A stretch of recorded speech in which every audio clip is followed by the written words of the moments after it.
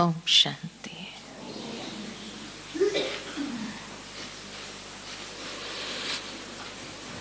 बाप दादा के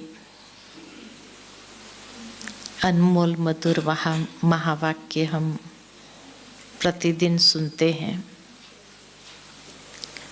और बाबा हम बच्चों को यही ज्ञान के महावाक्य सुनाते हुए हमारे स्थिति को परिपक्व कर रहे हैं,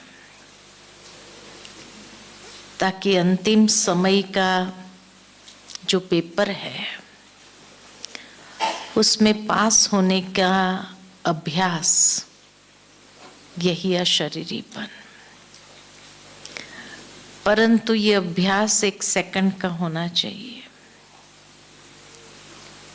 और ये 1 सेकंड में हम सहज ही देह और देहभान से न्यारे हो जाए या न्यारे हो सके, उसके लिए बाबा ने हम बच्चों को कई प्रकार की ड्रिल लेकर आई है। जब भी बाबा की अव्यक्त मुरली चलती थी तो मैं समझती हूँ 2007 से ही बाबा ने हर मुरली के बाद ड्रिल कराई और बाबा की ड्रिल के पीछे यही फोकस था कि बच्चे 1 सेकंड में डिटैच हो जाओ। क्या इतना हमारा अपनी कर्मेंद्रिय के ऊपर, अपनी स्थिति के ऊपर अधिकार है जो हम 1 सेकंड में न्यारे हो सके? ये अशरीरीपन की स्थिति को समझने के लिए अच्छी तरह से साइलेंस की परिभाषा को समझना जरूरी है। तो जो साइलेंस की स्टेजेस है उसमें पहली स्टेज है साइलेंस, दूसरी स्टेज है जिसको कहे स्वीट साइलेंस, तीसरी स्टेज है जिसको हम कहे डीप साइलेंस और चौथी स्टेज है जिसको हम कहे डेड साइलेंस। तो अशरीरीपन का अभ्यास इन साइलेंस की विभिन्न जो स्टेजेस है उसके माध्यम से हम अपने जीवन के अंदर डेवलप कर सकते हैं। जब कहते हैं कि साइलेंस में स्थित हो जाओ, पहली स्टेज, तो उस समय भाव यही है कि मन के अंदर जो अनेक प्रकार के व्यर्थ चल रहे हैं, साधारण संकल्प चल रहे हैं, उस व्यर्थ और साधारण से हम अपने आप को परिवर्तन करें और समर्थ संकल्प या शक्तिशाली संकल्प में ले आए। क्योंकि साइलेंस माना मन को कोई नील अवस्था में नहीं ले जाना है, शून्य अवस्था में नहीं ले जाना है, क्योंकि मन कभी शून्य हो ही नहीं सकता है अनलेस उसको हम दबाव डाल करके करें, तो वो भी कुछ क्षणों के लिए ही वो मन निरसंकल्प हो सकता है। लेकिन भाव यही है जो बाबा ने अब की बार की मुरली में भी बताया कि व्यर्थ संकल्पों से कितना हम फ्री है। यह अभी भी व्यर्थ चल रहा है, तो जो व्यर्थ है यह साधारणता के संकल्प है, उसको परिवर्तन करना और परिवर्तन करते हुए उसको श्रेष्ठ, शक्तिशाली, समर्थ में लगाना। जितना उसको एक श्रेष्ठ दिशा दे देते हैं तो नेचुरल है कि वो संकल्पों की गति धीमी हो जाती है। जिस तरह से नेगेटिव संकल्प में गति फास्ट हो जाती है, एक सेकंड में पता नहीं कितने विचार चलते हैं, व्यर्थ संकल्पों में भी गति बहुत तीव्र हो जाती है। तो जैसे ही हम उसको श्रेष्ठ दिशा में मोड़ते हैं तो गति अपने आप स्लो होने लगती है। और कहा जाता है कि जितना ये स्लो वेव्स होते हैं मन के, उतने वो पावरफुल होते, शक्तिशाली होते हैं। इसीलिए उसको शक्तिशाली बनाना है, और शक्तिशाली जब स्लो होते जाते हैं तो धीरे धीरे कोई ना कोई एक स्थिति में जाकर स्थित हो जाता है, तो वो स्थिति का अनुभव करना सहज हो जाता है। दूसरा कहे तो जिसको कहेंगे कि आत्म अभिमानी स्थिति में स्थित करना, तो साइलेंस माना जैसे खुद को अंतर्मुखी कर देना, बाह्य मुक्ता से भीतर ले जाओ और भीतर ले जा करके आत्म अभिमानी स्थिति में स्थित कर देना। अर्थात ये देह और देह के भान से अपने आप को डिटैच किया।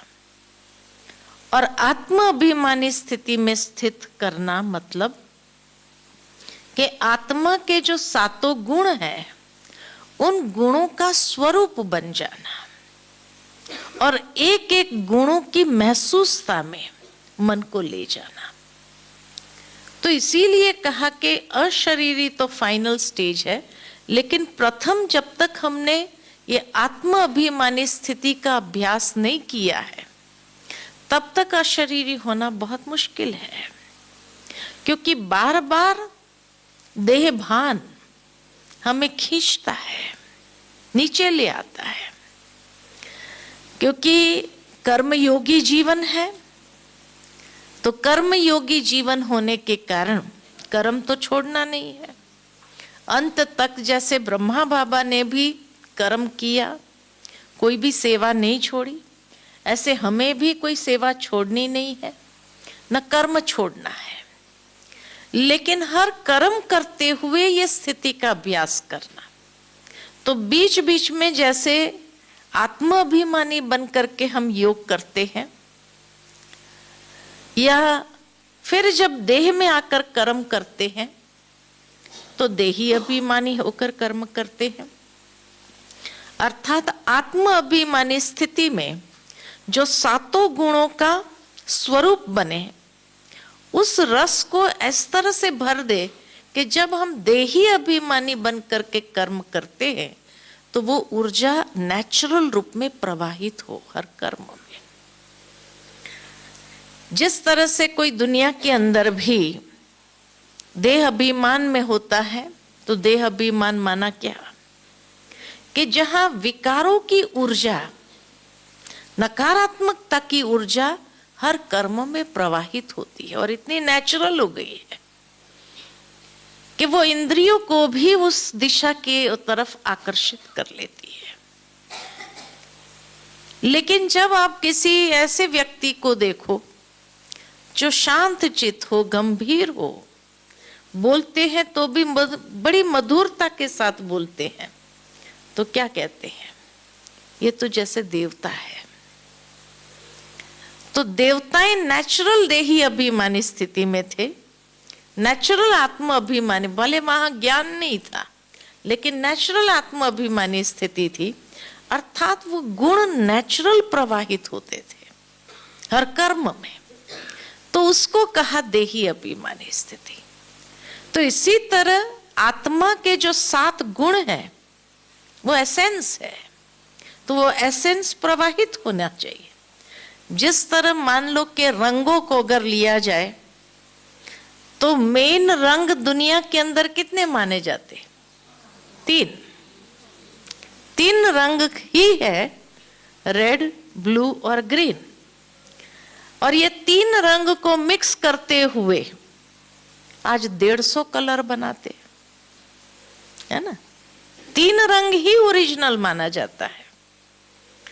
कम ज्यादा परसेंटेज में मिक्स किया तो 150 रंग आ गए।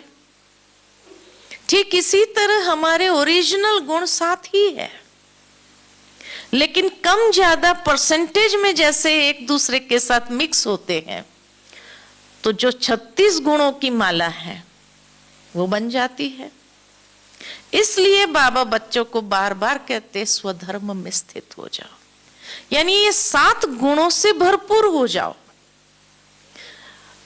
तो स्वर्ग के अंदर जब जाएंगे एक एक गुण पर मेहनत नहीं करनी पड़ेगी आपको कि भाई आज मुझे सहनशीलता को धारण करना है, मधुरता को धारण करना है, नम्रता को धारण करना, नहीं, ये 7 गुणों को ही जब मिक्स हो जाएंगे तो यही 36 गुण बन जाएंगे। इसीलिए स्वर्ग में जब जाना है तो हमें वहां सर्वगुण संपन्न है और नेचुरल देही अभिमानी स्थिति, आत्मा अभिमानी स्थिति है, आत्मा का ज्ञान न होने पर भी, क्योंकि वो संस्कार हमारे यहाँ के हैं, है ना। इसीलिए यहां जब वो 7 गुणों का ही स्वरूप बनने का मेन पुरुषार्थ है अशरीरी बनने के लिए, तो ये पहला कदम है कि आत्म अभिमानी स्थिति में या स्वरूप में स्थित हो जाओ। इसको कहेंगे साइलेंस। जब बाह्य कर्मेंद्रिय को समेट लिया, अंतर्मुखी हो गए, भीतर चले गए और भीतर जाकर के उस आनंद का, क्योंकि ये सारी चीज है, अगर ये भरपूरता आए तो उसका फाइनल रिजल्ट क्या है? आनंद। उसका फाइनल रिजल्ट है कि योग में वो अति इंद्रिय सुख या आनंद की अनुभूति को अनुभव करना, जो बाहर के कोई भी चीज मन को विचलित नहीं कर सके। ये है साइलेंस। दूसरा जब कहते हैं स्वीट साइलेंस, तो स्वीट साइलेंस मतलब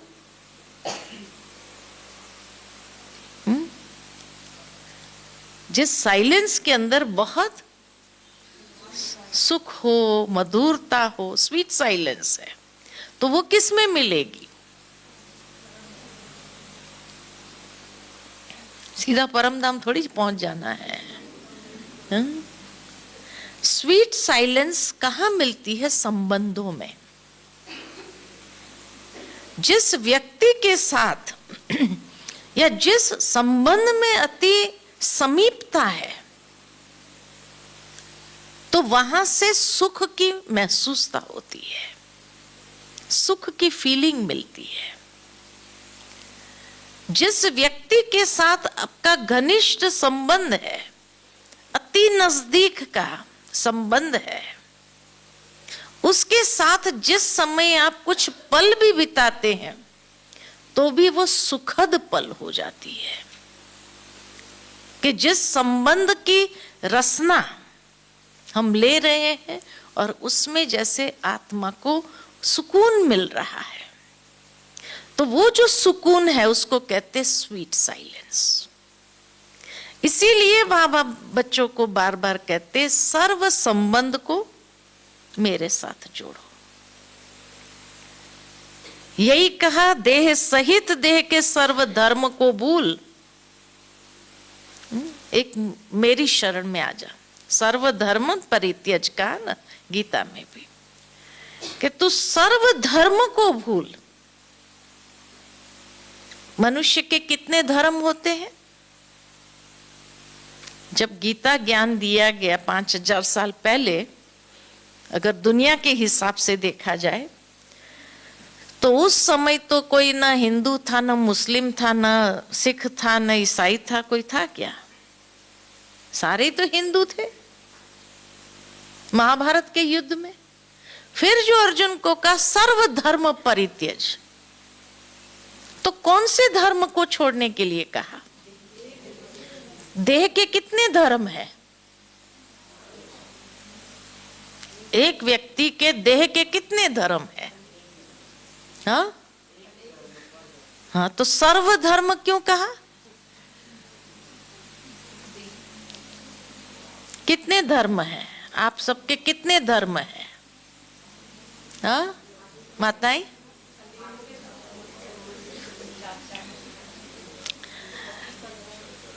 ऐसा है कि जैसे बाबा की कुछ दिनों पहले की एक मुरली याद आती है मुझे, साकार मुरली, जिसमें बाबा ने कहा कि एक होता है गृहस्थ धर्म, एक होता है गृहस्थ आश्रम।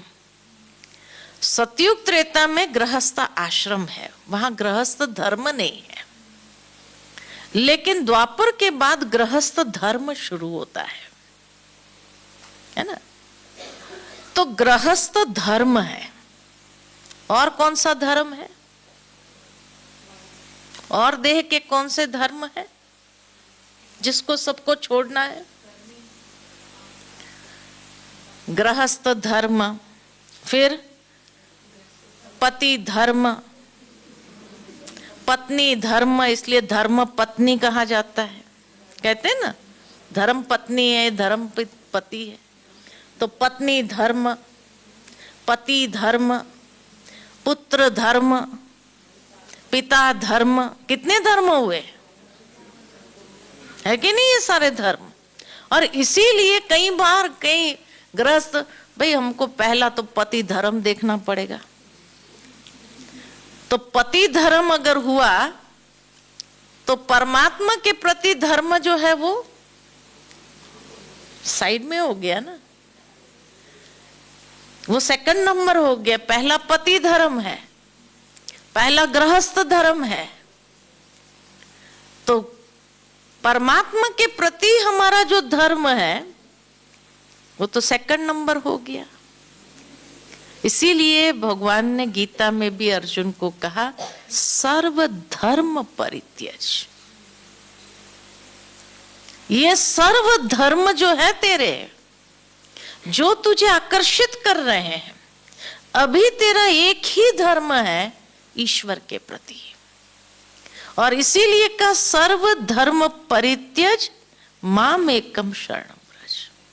सिर्फ मेरी शरण में आ जा और कुछ भी नहीं सोचो।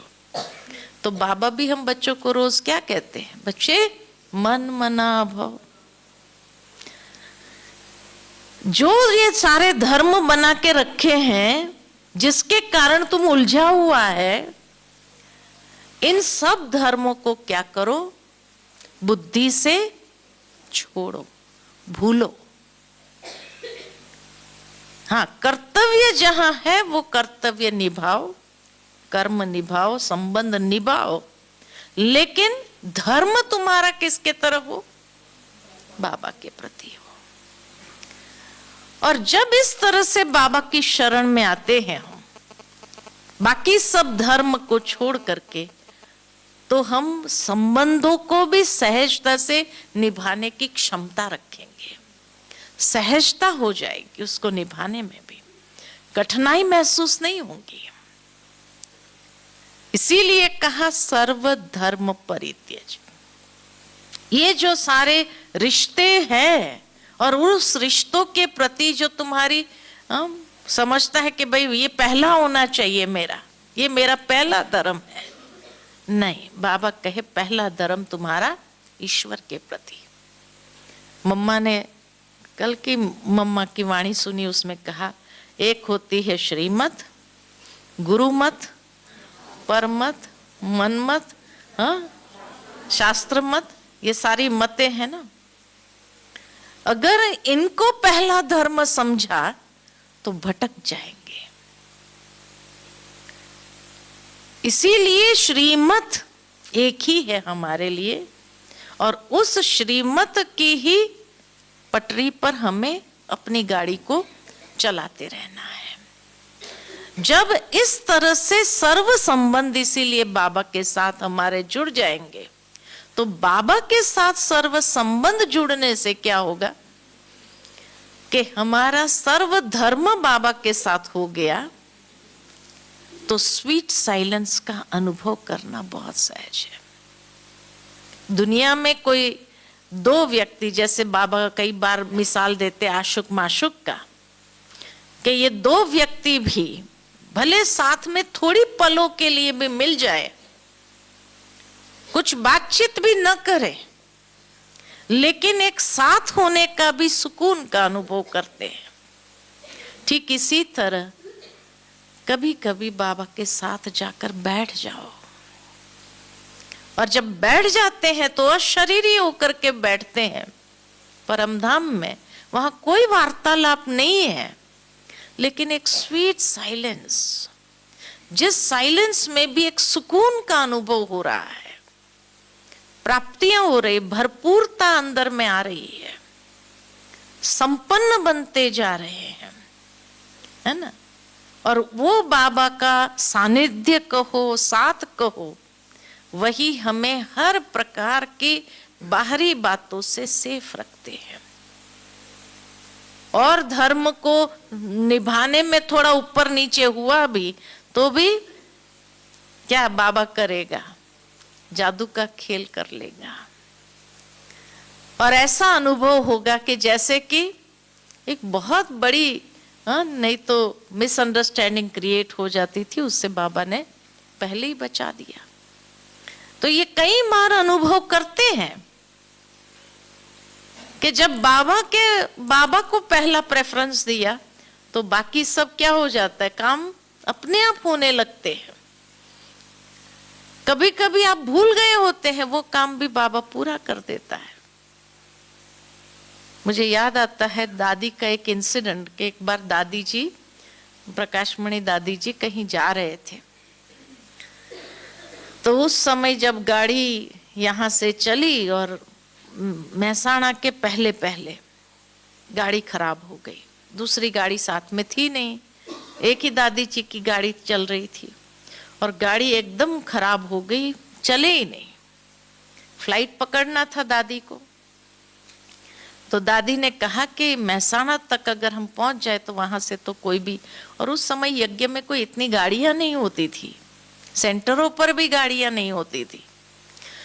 तो हाईवे पर जब खराब हुई गाड़ी, किसी को हाथ किया, भाई महसाणा तक पहुंचा दो आप, फिर वहां से आगे हमारी फ्लाइट है वो पकड़ लेनी है। तो कोई थे बाहर के लोग, तो उन्होंने कहा ठीक है हम जानते हैं और पहुंचा देते हैं। तो दादी जी को, मोहिनी दीदी को, सबको पहुंचा दिया। 2-3 जने थे तो 3 जनों को पहुंचा दिया महसाणा सेंटर पर। सेंटर पर कोई गाड़ी नहीं थी उस समय और दादी को फ्लाइट पकड़नी है।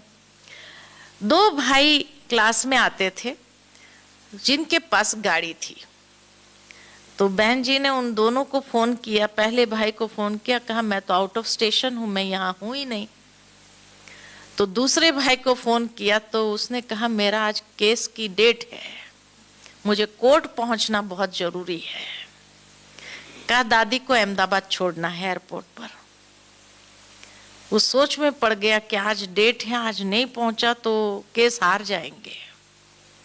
लेकिन फिर भी उसने सोचा कि नहीं, दादी को पहुंचा देते, केस का देखा जाएगा। हार गए तो हार गए, बहुत बड़ा नुकसान होना था उनको अगर हार गए तो। फिर भी उन्होंने कहा नहीं, और कोई ये नहीं है, और आगे दादी की सेवा है, कितनी आत्माएं बेचारी वंचित हो जाएगी। तो उसने कहा कि ठीक है बहन जी, मैं छोड़ के आता हूँ। उसने अपने छोटे भाई को बुलाया और कहा तू कोर्ट में पहुंच जा। अब छोटे भाई को मालूम ही नहीं केस क्या चीज का है। कहा कुछ पूछेंगे तो मैं क्या जवाब दूं?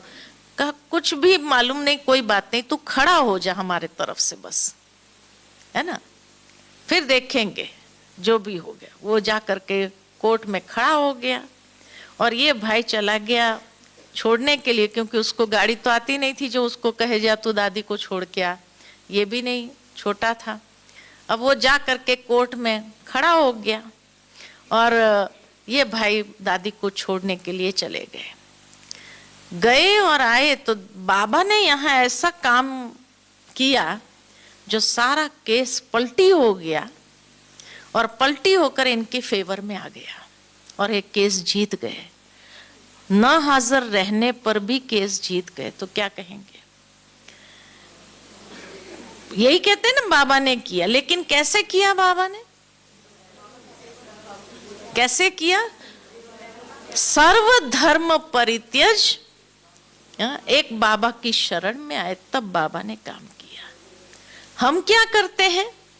नहीं नहीं, ये तो पहला होना चाहिए, नहीं तो बहुत नुकसान हो जाएगा, ये नहीं हुआ तो पहला धर्म कौन सा हुआ? फिर देह का धर्म हुआ ना। जो देह का धर्म करेंगे तो फिर उसको रिजल्ट क्या मिलेगी? इसीलिए कभी कभी बाबा को याद करने पर भी सक्सेस नहीं मिलती है।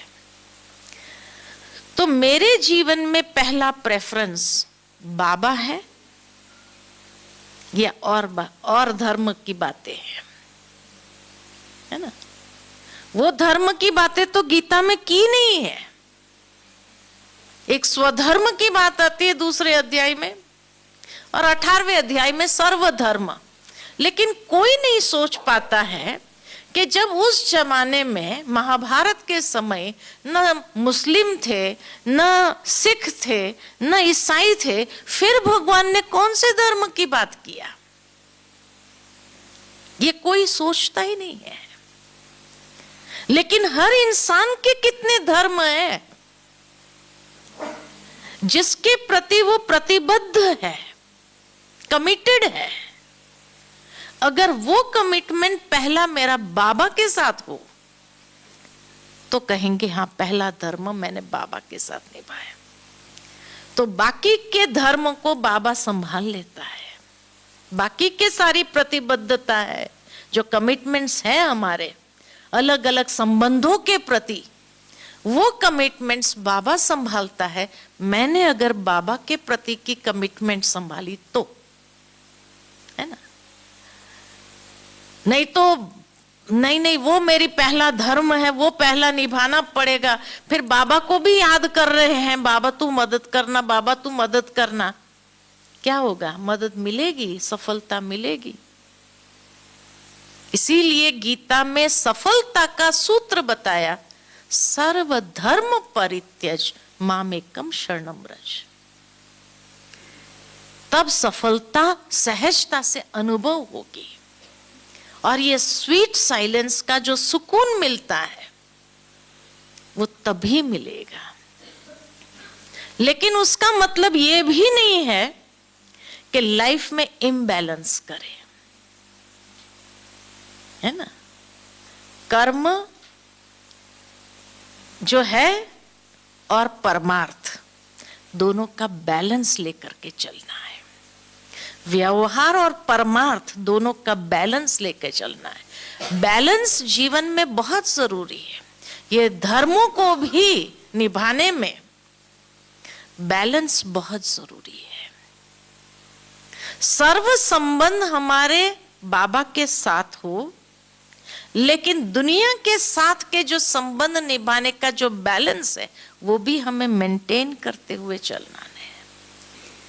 ये नहीं कि नहीं अभी छोड़ दो इन सबको, नहीं, छोड़ना भी नहीं है। लेकिन इसीलिए हमेशा मिसाल दिया जाता है, एक तो कमल का पुष्प, दूसरा गुलाब का पुष्प। पहला क्या बनना है? गुलाब के पुष्प और कमल के पुष्प में क्या अंतर है?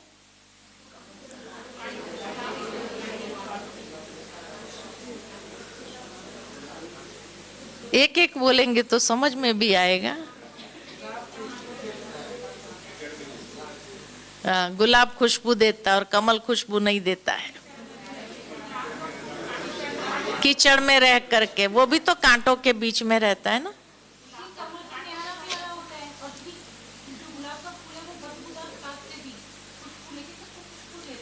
हाँ, तो वो भी तो नीचे इतना गंदा पानी है ना। कमल के फूल के लिए भी तो गंदा पानी नहीं कहेंगे। हाँ, वही खुशबू नहीं है, ये बात ठीक है।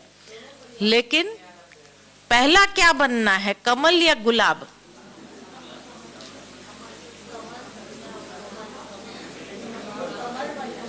पहले कमल बनना है, फिर गुलाब बनना है। अच्छा, कैसे बनेंगे गुलाब?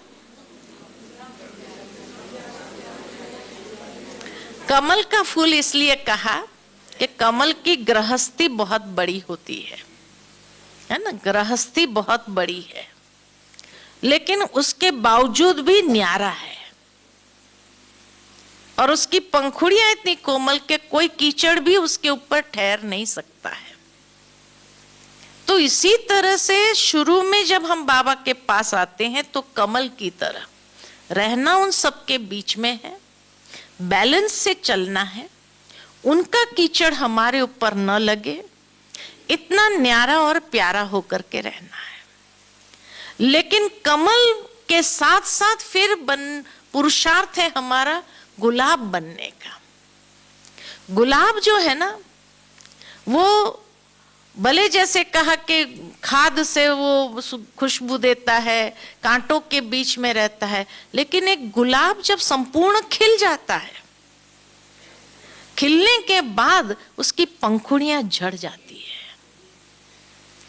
वो पंखुड़ियां भी छोड़ देता है। कमल पंखुड़ियां छोड़ता नहीं है, वो न्यारा प्यारा जरूर है, अपनी पंखुड़ियों पर किसी का कीचड़ लगने नहीं देता है ना, तुरंत नीचे हो जाता है। लेकिन एक गुलाब जब संपूर्ण खिल जाता है तो सारी पंखुड़ियां झड़ जाती है। सर्वधर्म परित्यज, सब कुछ छोड़ करके बीच का बुर अशरीरी हो जाता है।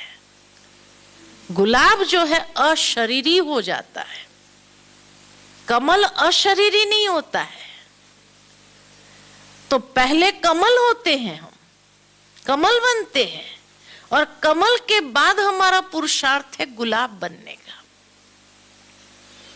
जो एकदम ऐसे न्यारे हो जाए कि धीरे धीरे धीरे धीरे सारी रिस्पॉन्सिबिलिटी को भी हमने निभा करके क्या किया, उसको भी पूरा कर दिया, संपन्न कर दिया, किसी को नाराज भी नहीं किया, संपूर्ण खिला हुआ भी रहे, अपनी खुशबू भी फैलाई अपने,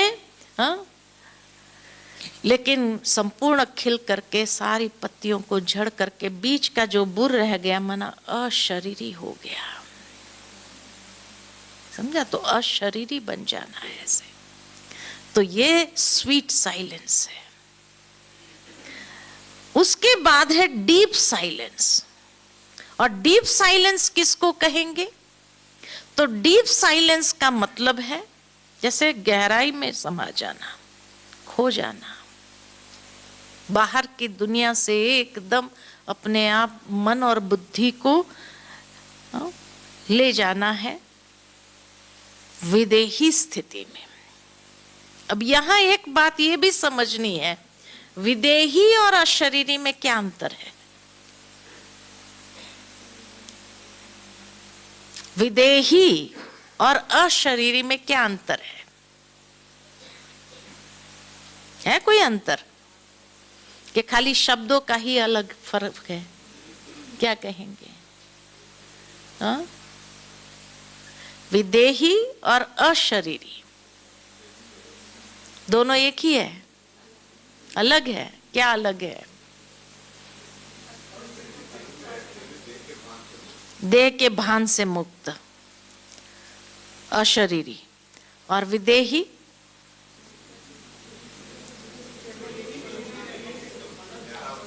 न्यारा और प्यारा। देह और देह के संबंधों से न्यारा, उसको क्या कहेंगे? विदेही। देखो, राजा जनक जो था ना, विदेही था, अशरीरी नहीं था, विदेही। इसीलिए बाबा कई बार कहते हैं विदेही बनना है तुम्हें, राजा जनक की तरह एक सेकंड में विदेही स्थिति में स्थित हो जाना। कहा जाता है, रामायण के अंदर ये बात आती है कि जब सीता जी जंगल में जा रही थी, वनवास मिला, तो उस वक्त उसके मायके से मैसेज आया सीता जी के लिए, और मैसेज में उसके पिता ने उसको यही कहा कि तुम वन में जा रही हो 14 साल के लिए, तो विदेही बनकर रहना, और विदेही बनकर के रही वो, इसलिए रावण उसको स्पर्श नहीं कर सका। ये कहा जाता है रामायण में कि वो विदेही बनकर रही, इसलिए रावण स्पर्श नहीं कर सका उसको। कहने का भावार्थ कि विदेही स्थिति में कोई भी बुराई हमें स्पर्श नहीं कर सकती है, और हम मुक्ति, जीवन मुक्ति की स्थिति में सहज आ सकते हैं कि जीवन में रहते हुए मुक्त स्थिति में ये विदेही है। और ये विदेही स्थिति के लिए प्रतिदिन, भट्टी में आप आए हो, प्रतिदिन आपको एक सुबह सुबह स्वमान दिया जाता है। किस लिए? विदेही बनने के लिए, विदेही बनने के लिए ही स्वमान दिया जाता है। बाबा ने पिछले इसी सीजन की जो पिछली मुरली चली, सीजन की, इस सीजन की पिछली मुरली चली, उसमें बाबा ने कहा, बाबा ने स्वमान की माला दी है। कहा ना, स्वमान की माला दी है। रोज अलग अलग स्वमान को धारण करो।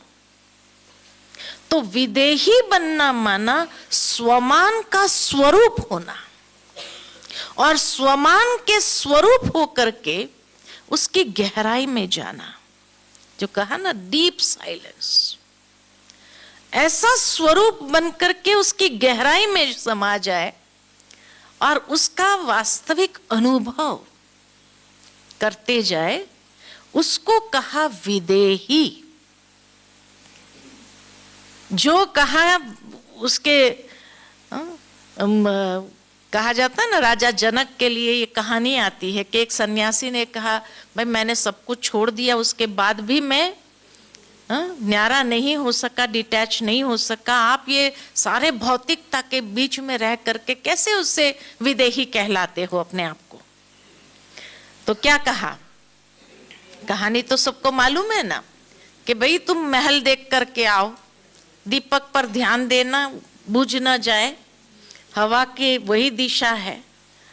तो जब सारा महल देख करके आया वो, और उसको पूछा, अच्छा महल देख लिया? तो कहा देख लिया। कैसा रहा? लगा बहुत अच्छा लगा। तो ध्यान कहाँ था? बोला ध्यान तो दीपक पर था, कि दीपक बुझ नहीं जाना चाहिए। ठीक इसी तरह राजा जनक ने कहा, मेरा ध्यान भी किस पर रहता है? कल की बाबा की जो मुरली सुनी, परसों की अव्यक्त जो मुरली सीजन की, उसमें बाबा ने क्या कहा? मस्तक पर चमकती हुई ज्योति नजर आए। ये है विदेही स्थिति, ये है विदेह। तो वो कब होगा? जब हमें स्वमान का स्वरूप बनने का अभ्यास होगा। ये स्वमान कोई जपने के लिए थोड़ी दिया है कि रोज सुबह मुझे स्वमान अगर मैं एक ले लूं तो बस उसका सारा दिन जाप करती रहूं। जाप नहीं करना है, लेकिन उसका स्वरूप बनना है। जैसे शुरू शुरू में दादियां सुनाती थी कि भाई बाबा, जब हम बच्चों को तपस्या 14 साल की कराई तो उसमें भी बाबा ने स्वमान दिया था। और स्वमान क्या देता था बाबा? मैं चतुर्भुज हूं। दादियां बता दी ना कि हमें स्वमान मिलता था, तुम चतुर्भुज हो, अर्थात 2 हाथ नर के, 2 हाथ नारी के। अर्थात कोई भी कार्य के लिए ये नहीं कहना ये तो मैं नहीं कर सकती हूं क्योंकि मैं नारी हूं। नहीं, चतुर्भुज माना दोनों संस्कार, क्योंकि हमने भी ऑल्टरनेट क्या किया है, मेल का बॉडी भी लिया है, फीमेल का बॉडी भी लिया, तो दोनों संस्कार है ना हमारे अंदर।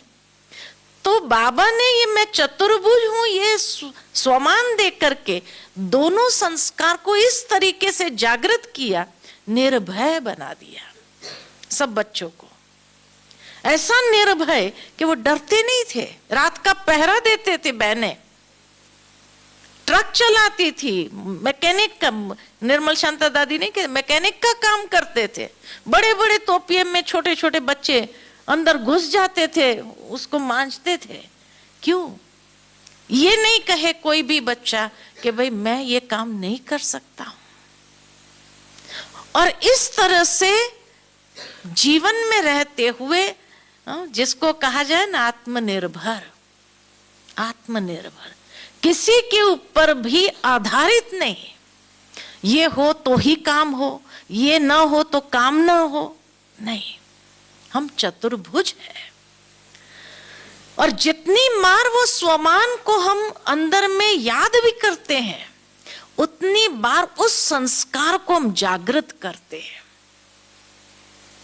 और इस तरह से बाबा ने जब रोज कहा स्वमान की माला दी है, रोज एक एक स्वमान लेकर के उसके स्वरूप बनो, तो जो देह भान के जो संस्कार है उसको सहजता से समाप्त कर सकेंगे। इसलिए विदेही बनना, अशरीरी के पहले विदेही बनना बहुत आवश्यक है। जब तक विदेही नहीं बनेंगे, रहना देह में ही है, कर्म भी सब कुछ करना है, भौतिकता के बीच में रहना, लेकिन विदेही, क्योंकि स्वमान का स्वरूप लेकर के विदेही बनना है।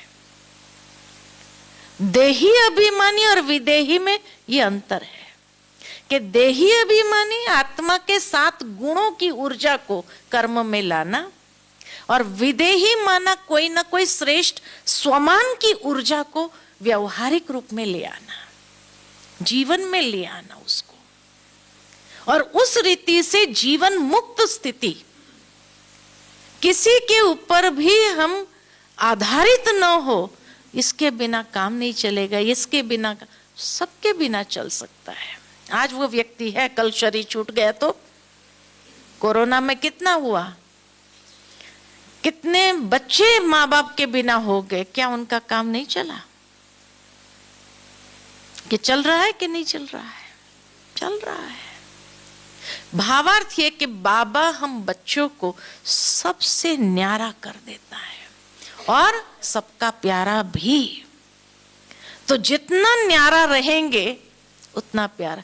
तो श्रेष्ठ स्वमान की माला प्रतिदिन एक एक स्वमान को लेकर के उसका अनुभव करना और उसका स्वरूप बनना, और उसी के आधार पर विदेही बनकर के कार्य करना। कोई कर्म रुकना भी नहीं चाहिए। हाँ, बाबा की 2-3 दिन से लगातार बाबा की मुरली हम सुन रहे हैं कि बाबा कहते हैं रात को जाग करके क्या करो, तपस्या करो, है ना, रात को। क्योंकि दिन में तो कारोबार होता है, तो दिन में कोई कारोबार छोड़ करके मुझे 8 घंटा योग करना, ऐसे थोड़ी कहा बाबा ने। बाबा ने खुद भी ऐसा नहीं किया, दिन में सारे कर्म करते रहे बाबा भी, लेकिन वो स्वमान के स्वरूप में विदेही। इसीलिए तो दादियां सुनाती है कि बाबा के पास जाते थे बातें सुनाने, हम भूल जाते थे क्या सुनाने आए। ये बाबा को सुनाते थे, लगता था बाबा पता नहीं सुन नहीं रहा है। फिर जब पूछते थे बाबा एसेंस बता देता था, हाँ ये बात थी तुम्हारी, हाँ, तो हमको लगा बाबा ने तो सुना ही नहीं। बाबा ने सारी बात सुनने के बाद भी जैसे लगता था बाबा डिटैच है, क्योंकि बाबा अपने श्रेष्ठ स्वमान में थे। तो वो बातों का प्रभाव मन के ऊपर नहीं था, और इसीलिए जीवन मुक्त स्थिति में थे, जीवन मुक्त स्थिति में अनुभव करते थे। और तब जाकर के डेड साइलेंस, यानी एकदम देह से डिटैच, अशरीरी होकर के परमधाम में बाबा के साथ बैठ करके, वहां न कोई संकल्प विकल्प चलते हैं, न कोई मन के अंदर बात अंदर सूक्ष्म में भी स्थान रखती है, और बहुत सहज हम जैसे विकर्मों को विनाश करने का अनुभव करते हैं। जैसे एक ज्वाला जलती है और उस ज्वाला से आत्मा का शुद्धिकरण हो रहा है, उस बीज रूप बाबा से हम भी भरपूर हो रहे हैं। बाबा की ऐसी सकाश प्राप्त हो रही है जिस सकाश से हम भरपूर हो रहे हैं अंदर से, और भरपूर होकर के जैसे संपन्न बनते जा रहे हैं। यह है अशरीरीपन की स्थिति, जहां कोई संकल्प नहीं, कोई चाहना की बात नहीं, लेकिन एकदम उससे भी डिटैच, एक अनुभव की स्थिति में। बीज स्वरूप माना एक भरपूरता की अनुभूति। बीज के अंदर जिस तरह से सारे वृक्ष समाया हुआ है, इसी तरह हम आत्माएं भी भरपूरता की स्थिति में स्वयं को अनुभव करें, लेकिन शरीर के भान से एकदम न्यारे। जैसे बाबा के लिए साकार में बताते हैं दादिया कि जब बाबा चलता था ना, या मम्मा भी जब चलती थी, तो जैसे धरनी को भी तकलीफ नहीं होनी चाहिए, है ना, इतना जैसे दबे पांव चले जाते थे, जैसे एक बादल वहां से पास हो गया, धरनी को भी तकलीफ नहीं दिया। आज कई लोग चलते तो धप धप धप धप इतना आवाज करते, जैसे धरनी को भी कितना कष्ट दे रहे हैं चलते चलते भी, है ना। नहीं, न्यारा एकदम हल्का होकर के। बहुत सुंदर बात अभी हमारी आदरणीय ब्रिजमोहन भाई से ऐसे ज्ञान की चिट चैट कर रहे थे, तो उन्होंने एक बहुत अच्छी बात सुनाई। कहा अभी ब्राह्मणों का पाठ पूरा हो गया। बहुत ध्यान देने की बात है, ब्राह्मणों का पाठ पूरा हो गया। हमने कहा कैसे भाई साहब ब्राह्मणों का पाठ पूरा हो? तो कहा कि जो ब्राह्मण माना शिक्षाएं ग्रहण करना, ज्ञान, तो ज्ञान का पाठ अभी समाप्त हो गया। कहा यह जाता है ब्राह्मण सो फरिश्ता, फरिश्ता सो देवता। अब फरिश्तापन का पाठ शुरू हुआ। यहां ही फरिश्ता बनना है, ऊपर जाकर के नहीं।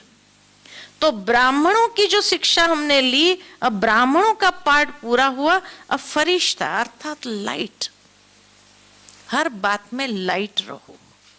अर्थात दूसरे शब्द में कहे तो हर बात में बिंदी लगाना आना चाहिए। किसी ने कुछ कहा, बिंदी लगाओ, न्यारे हो जाओ, अशरीरी हो जाओ। जो ब्राह्मणों के स्वभाव संस्कार में ये बात थी, उसने कुछ कहा, फीलिंग आ गई, दुख हो गया, वो बात अंदर चलती रही, तो फरिश्ता कब बनेंगे? इसीलिए ब्राह्मणों का पाठ पूरा हो गया, यानी अब तक ये जो हरकतें थी हमारी, ये समाप्त हो गई। अब परिपक्व स्थिति में आए। अब उस फरिश्ता स्वरूप लाइट, हर कर्म करो लेकिन लाइट। न मेरे द्वारा किसी को दुख प्राप्त हो, न किसी का दुख मैं लूं। ये फरिश्ता, लाइट रहो, हल्के रहो, हल्के होकर के हर कर्म करो। यही फरिश्ता बनना है। अगर यहां फरिश्ता नहीं बने और वही ब्राह्मण में रहे, वो ब्राह्मण माना जो संघर्ष है, कहां न कहां अपने संस्कारों के साथ संघर्ष कर रहे हैं, परिस्थितियों के साथ संघर्ष कर रहे हैं, व्यक्तियों के साथ संघर्ष हो रहा है, तो संघर्ष वाला कहां जाएगा?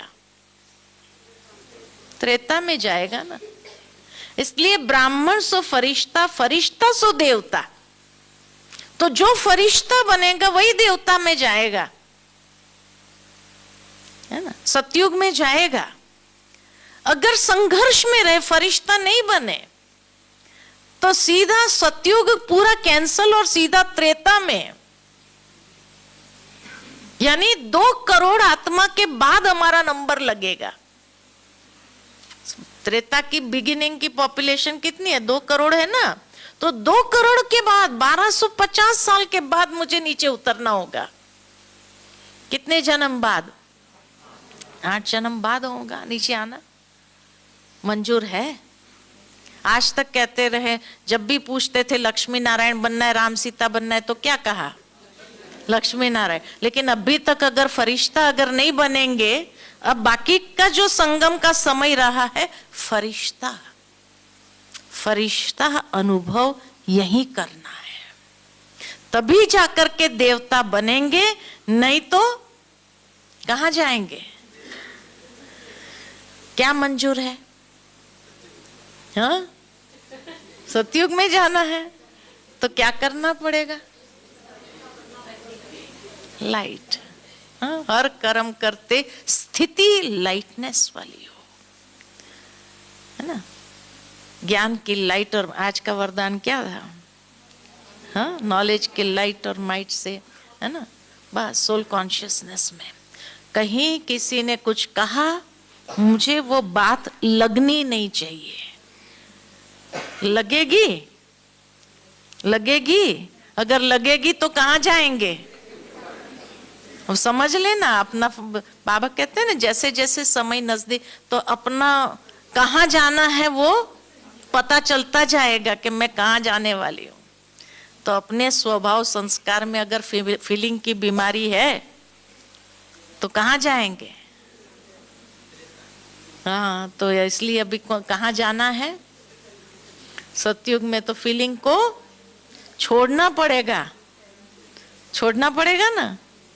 हाँ, उसने मुझे ये नहीं कहा, मान नहीं दिया, शान नहीं दिया, ये सब अभी क्या करना पड़ेगा? छोड़ना पड़ेगा, तब सतयुग में जा सकेंगे, नहीं तो नहीं जा सकेंगे। इसलिए अपना फाइनल कर लो कि मुझे कहाँ जाना है। हाँ, और उस हिसाब से अपने संस्कारों के साथ खेल करो, ठीक है ना। अच्छा, ओम शांति।